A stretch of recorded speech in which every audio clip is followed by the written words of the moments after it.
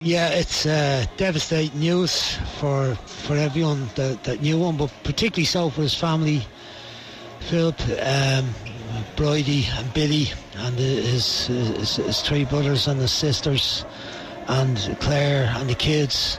It's just awful. I mean, they've had to look at Liam and mind him and care for him over the last few months since he came back from America, knowing that he probably hadn't got a very long term future, but it's still absolutely devastating news that he's passed away.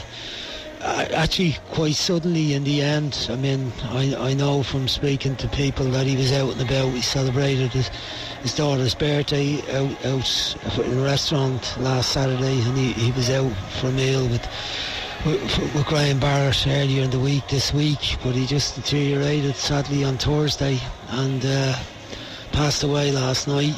As you said, I had the good fortune to see him as a 16-year-old just before he went to Celtic. I had just started in the job with the underage international teams. In my first match, we played against France up in Tolka Rovers ground. We lost 2-1, and I had Liam in the team, and I knew from then that I was dealing with someone that had something special about him. He was a small little lad in the middle of the field with good passing ability and great energy, but he also had the determination and a grace about him that meant that you wanted to have him in your squad, you wanted to have him in your team. He was quiet, he was shy, but on the pitch he was tidy, he was aggressive, he was courageous, he was brave, he was all the things you should want from a player, and he delivered in lots of big games with teams that I was involved in. I was lucky enough that to be part of it when the team won the European Championship, the first time ever an Irish team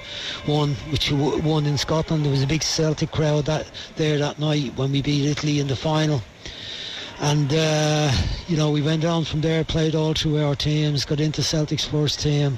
I picked him for the international team in 2004. He came on, I think, against Czech Republic in his first game.